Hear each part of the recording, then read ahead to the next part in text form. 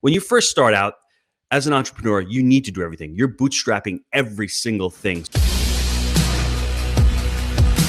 Cadence of accountability. What is it, and how have you implemented it to grow your company?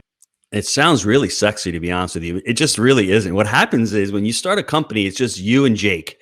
It's the I'm a mentality. I'm going to do this and I'm going to do that, right? We can go through the 7 levels of starting a successful business. But when you first start out as an entrepreneur, you need to do everything. You're bootstrapping every single thing. So you buy your first deal, you're doing the QuickBooks. You buy your second deal, you got 60 units, you're doing QuickBooks, you're doing marketing, you're changing toilets, your septic fields blow out, you're out there cleaning the septic fields. But when you have 200 units, all of a sudden, that mind shift has to change. You need to shed that old person. You need to shed that old identity and start creating systems. And if you don't, then you're in the wrong business and you're not going to grow a business. You're going to be that employee / self-employed, as Robert Kiyosaki talks about. And Jake and I had that inflection. And we were both, Jake was a W-2 employee and I was a small business owner. So we didn't have these skills. These are skills that you need to learn, that you need to invest in your education. We went out and we got scaling up coaches for about a year and a half to figure out what our core values were. And this cadence of accountability came through really, really powerfully for us. And basically, I just want everyone to write this down. The cadence of accountability is touch points you have within your organization. The first one that we have is we have a weekly huddle with all of our different entities. We have 4 or 5 different entities now. We have a mortgage company, we have an education company, we have a syndication company, and we have a property management. So we call it the Ram Power Wheel. They're all different. They're all going in different directions. There's about 70 employees within the whole organization. But on a weekly, what we call the weekly huddle, we want to have discussion. It's about 45 minutes long of what's going on, our wins for the week, our losses for the week. We have metrics because if you can't measure it, you can't manage it. So we have KPIs from each organization, each entity, and they work in such a nice synergistic way because let's say you want to get an education with Jake and Gino. Great. You may also want to invest with us. Go on to the capital company. Hey, you know what? You may want to invest with us also. As far as that goes, we have the syndication company. So the first one is that weekly huddle. The next one we have is we have a daily huddle internally, 8:45 every day, Tuesday through Friday, with Jake and Gino. So all of us get on 8:45 for 15, 20 minutes. Same thing. Wins, losses from the day before. What are our daily targets today? And any stuck points.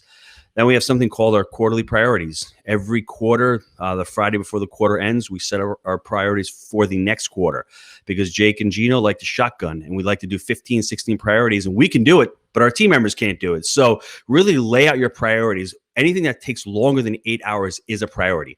Building a website, writing a book, implementing a system that may take more than 8 hours. That goes on the priority sheet. And then what you want to do, a task is anything less than 8 hours. So when you're ripping down goals, you're setting the priorities. And then from that, you backdate it and you fill out what your tasks are to achieve that. Those are the quarterly priorities. Then we have a FOC, a family of companies meetings once a month. And for us, that's getting all the companies together. We do a webinar for the entire company. And, 8:30 in the morning on a Wednesday, we'll get on once a month and discuss the achievements that each company's had and bring it into the forefront because a property management company may not know what the mortgage company is doing. So letting them all know is a great way to do it. And we have another thing we call level 10 meetings. We've got this from Traction. Our level 10 meetings are our weekly meetings with our leaders. So I have a weekly level 10 meeting with the sales staff. I have a weekly level 10 meeting with our operations manager. Then I have another one with my brother, who's a student success specialist. Those are touch points. And what we do is we have a level 10 sheet, yearly goals, quarterly priorities, weekly to do, and then we have a parking lot where we have any kind of ideas. So we're really going off of that doc and holding each one of us accountable. When it's done, we strike it off. It's not sexy, like I said, but this is what you need when you start growing in an organization. And what I want everyone to think about, this doesn't have to happen tomorrow. You guys can start picking these little things out and start implementing them slowly. Maybe you do a weekly huddle, right? And if you're in real estate, property management, and you're doing third-party property management, that weekly huddle is a must. Every week, you need to get on with the property management company at least once a week to find out what's going on. Be proactive and not reactive. And the other thing is if you have partners, you should have a daily huddle every day. It's 10 or 15 minutes, and it's great. If you hate working with your partner, you got the wrong partner. I love being on my calls with Jake in the morning and stuff. That's what we live for. It should be scheduled. Just because don't say, I'm going to call you. Make sure you have a schedule every day to get on with your team daily, because so you'll know what's going on. And if anything happens, you want to be proactive. You don't want to be reactive. Being proactive and opening up those lines of communication is what makes an organization great. Gino, amazing. We're talking with Gino Barbaro here, becoming a multifamily entrepreneur. You can find more about Gino Barbaro at jakeandgino.com.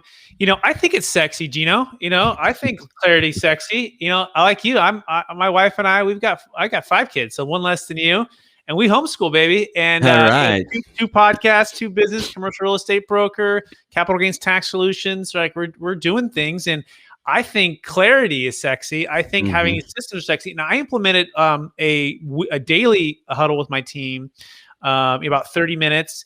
I got to start with the quarterly ones, because we kind of do those, but we're not scheduling them, right? I mean, we do them, but we don't do them on a systematic basis, and things that don't get scheduled get forgotten or right. not prepared for, right? And so I love this sequence of basically cadence of accountability, different touch points.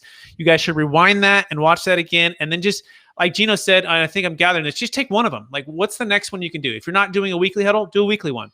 If you're already doing a weekly one, maybe do a daily one. If you're not doing a quarterly one, right, maybe add a quarterly one. Just add one at a time and start implementing this into your system and to your schedule. Is that a fair summary, Gino? Yep.